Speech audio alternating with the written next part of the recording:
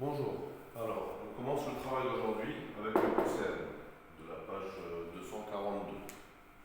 Alors, ZJUY est un parallélogramme. Ils vous disent alors, est-ce qu'on a ces deux longueurs égales, celle de là ou celle de là? Pour le savoir, moi-même, j'ai besoin de faire une figure à main levée. Je pourrais sans la figure à main levée, mais je préfère vraiment faire une figure à main levée.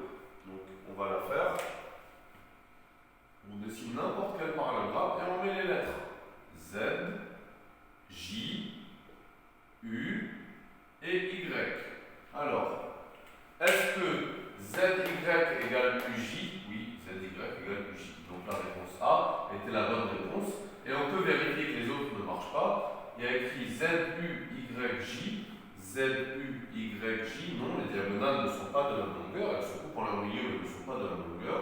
Et UZ et UY, UZ et UY, il n'y a aucune raison que ce soit de la même longueur. Donc c'était réponse A.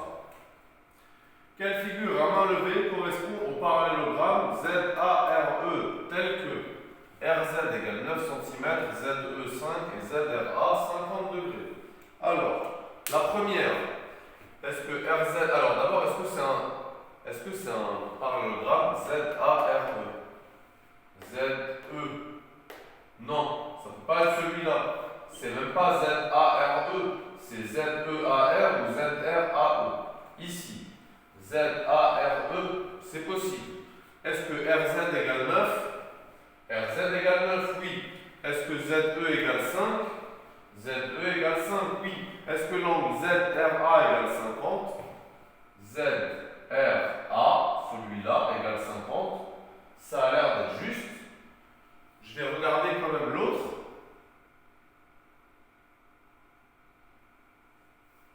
Alors, en fait, c'est l'autre, parce que ici, dans cette figure-là, c'est pas clair en fait dans le dessin, mais ce qui fait 50 degrés ici, c'est cet angle-là. Et cet angle-là, c'est pas ZRA, c'est ERA. Donc ça ne va pas être celui-là non plus. Donc la bonne réponse, elle est ici. Est-ce qu'on a bien par exemple ZARE? ZARE. Est-ce qu'on a bien RZ 9 cm? RZ 9 cm. ZE 5 cm, ZE 5 cm, et l'angle ZRA, qui est bien celui-là, qui fait bien 50 degrés. Donc c'était réponse C. Pour construire ce parallélogramme, celui-ci, est-ce qu'il suffit d'utiliser la règle graduée, la règle élétaire ou la règle et le compas? Pour faire ce parallélogramme, on a besoin forcément de la règle pour commencer par tracer par exemple RS. Ensuite, pour pouvoir placer le point T, on est obligé, pour placer le point T ou pour placer le point U, mais on va d'abord placer le point T, on est obligé d'utiliser le compas. Qu'est-ce qu'on sait sur le point T? Qu'il est à 5 cm de S et à 4 cm de T. Donc on va faire un arc comme ça et un arc comme ça pour placer T. Avec la règle graduée et équerre, on pourrait faire des parallèles. Mais comme on ne connaît pas l'angle qui est ici, on ne sait pas comment tracer le ST par rapport au RS, on est obligé, pour bien placer le point T, d'utiliser le compas. Donc c'était encore la réponse C. Maintenant, la deuxième partie, comment reconnaître un parallélogramme? Alors, les segments RF et EV ont le même milieu. On peut donc tracer le parallélogramme. Quel parallélogramme on peut tracer? Donc si on a ces deux segments qui ont le même milieu, on va les tracer.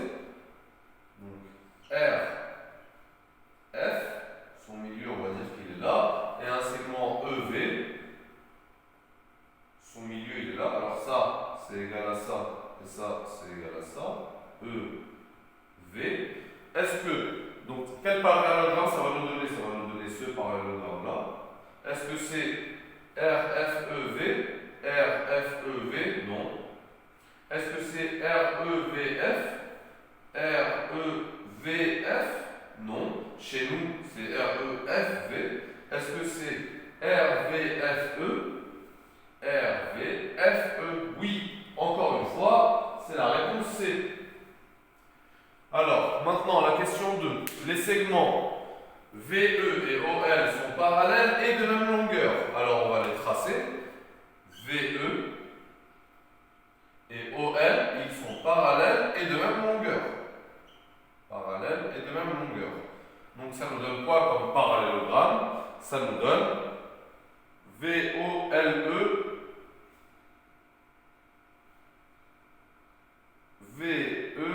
VELO, ça marche. Ah oui, alors, est-ce que c'est VOEL? VOEL, non. Est-ce que c'est VL quelque chose? Non, VL c'est une diagonale. Donc c'est soit VELO, soit VEOL. C'est celui-là. Maintenant, un rectangle est un parallélogramme. Est-ce qu'un rectangle est toujours un parallélogramme? Si je trace un rectangle, un rectangle, on a vu que c'était un parallélogramme particulier. Ces deux côtés sont parallèles, ces deux côtés sont parallèles à de même longueur. Un rectangle, c'est toujours un parallélogramme. Un rectangle est un parallélogramme, toujours. Est-ce qu'un parallélogramme est un losange? Alors, si je trace par exemple ce parallélogramme-là, est-ce que c'est un losange? Non. Mais un parallélogramme, ça peut être un losange. Parce que quand je trace un losange, c'est aussi un parallélogramme. Mais un parallélogramme n'est pas toujours un losange. Il est parfois un losange. Donc un parallélogramme est un losange, parfois, pas toujours. Des fois c'est un losange, des fois ce n'est pas un losange. Ici ce n'est pas un losange. Ici ce n'est pas un losange. Mais quand on trace un losange, c'est un parallélogramme. Donc parfois. Voilà pour le QCM.